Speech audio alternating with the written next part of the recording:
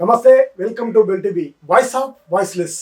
మనము ఈరోజు నల్గొండ జిల్లా మిర్యాలగూడ పట్టణానికి ఆనుకున్నటువంటి యాదగిరిపల్లిలో ఉన్నాము. ఒక పెద్ద దిక్కును కోల్పోయినటువంటి ఒక కుటుంబము ఎవరిపైన ఆధారపడకుండా తమంతటగా తామే ఎంతో హార్డ్ వర్క్ అయినటువంటి ఈ వర్క్నంతా చూస్తున్నాం. మనం ఇప్పుడు ఈ హార్డ్ వర్క్ మన బైండింగ్ వర్క్ సంబంధించింది దాదాపు ఎక్కడ కూడా మనం చూడలేదు, మహిళలు చేసింది. కానీ ఫ్యామిలీ మొత్తం కూడా వైండింగ్ వర్క్ను చేస్తూ ఉన్నారు. పూర్తిగా కుటుంబ పెద్ద చనిపోవడంతో ఆయనే నేర్పినటువంటి ఈ వర్క్ను అదే జీవనోపాధిగా కొనసాగిస్తూ వీళ్ళు తీవ్రమైనటువంటి ఇబ్బందులు పడుతూ అనేకమైనటువంటి అవరోధాలను అధిగమిస్తూ జీవనాన్ని సాగిస్తూ తల్లిదండ్రులకు పిల్లలకి ఆమె ఒక పెద్ద దిక్కుగా, తల్లికి ఇటు చెల్లెకు ఆమె పెద్ద దిక్కుగా, ఒక ఆమె గురువులాగానే ఆమె వాళ్ళకు కూడా పని నేర్పినటువంటి ఒక ఆదర్శనీయమైనటువంటి ఒక వర్క్ను, ఆదర్శమైనటువంటి ఒక యువతిని మనము చూస్తూ ఉన్నాం. వారి యొక్క జీవనశైలి ఏ విధంగా ఉంది,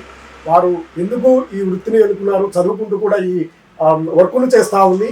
ఈ చిన్న వయసులోనే, యుక్త వయసులోనే ఈ కుటుంబ భారాన్ని మోస్తూ ఇంత హార్డ్ వర్క్ చేస్తున్నటువంటి దాంట్లో నైపుణ్యాన్ని కూడా చాటుతూ ఉంది.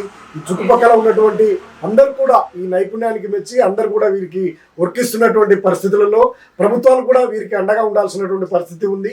అటువంటి పరిస్థితుల్లో వారి యొక్క మనోగతాన్ని, వారి యొక్క జీవనశైలిని ఏ విధంగా ఈ వర్క్లోకి వచ్చారు మనం తెలుసుకుందాం. నమస్తే అమ్మా, మీ పేరు? షేక్ అమ్రీన్ అఫ్షా. ఓకే, ఏం చదువుకున్నారు? ఇప్పుడు డిప్లొమా ఇన్ సెకండ్ ఇయర్ చేస్తా ఉన్నారు. ఇప్పుడు ఈ పనిలోకి మీరు ఎప్పటి నుంచి చేస్తున్నారు? నా 8th క్లాస్ స్టార్ట్ చేశాను. 8th క్లాస్లోనే స్టార్ట్ చేశారా? ఎందుకు అంత చిన్న వయసులో ఎందుకు చేయాల్సి వచ్చింది? మా డాడీ సమ్మర్ హాలిడేస్ లో నార్మల్ గానే ఉన్నా కదా అని నేర్పించారు. సమ్మర్ హాలిడేస్ లో నేర్పించారు, అట్లనే అలవాటు అయింది. డాడీ ఏమైందమ్మా? సడన్ గా హార్ట్ స్ట్రోక్ వచ్చింది. హార్ట్ స్ట్రోక్ వచ్చి చనిపోవడంతో మీరే అప్పటి నుండి? అప్పటి నుంచి మేమే రన్ చేస్తున్నాం. మీరే ఎప్పుడు ఎంతకాలం అవుతుంది? ఇప్పుడు 1 year అవుతుంది నేను రన్ చేయబట్టి. ఆ వరకు ఏదో వేసవికాలం ఉన్నందుకు నార్మల్ గా నేర్పించినందుకు ఇప్పుడు యూజ్ అవుతుంది. ఎట్లా ఉందమ్మా వర్క్ చేయడం? ఇంకా అట్లానే కష్టంగానే ఉంటది కానీ ఇంకా అలవాటు చేసుకోవాలి కదా మనం. ఫీజు వెళ్ళదు నాకు, సెమ్కి 20,000 ఉంటుంది, హాస్టల్ ఫీ 40,000.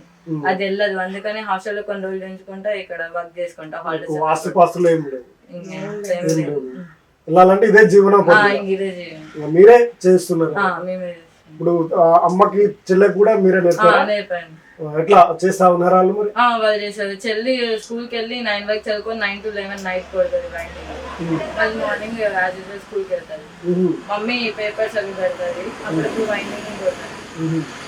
ఇప్పుడు మరి మీకు వార్డ్ అనిపించట్లేదా? మీకు అనిపిస్తుంది కానీ ఇంకా మనకి ఫ్యామిలీ కోసం చేయాలి కదా.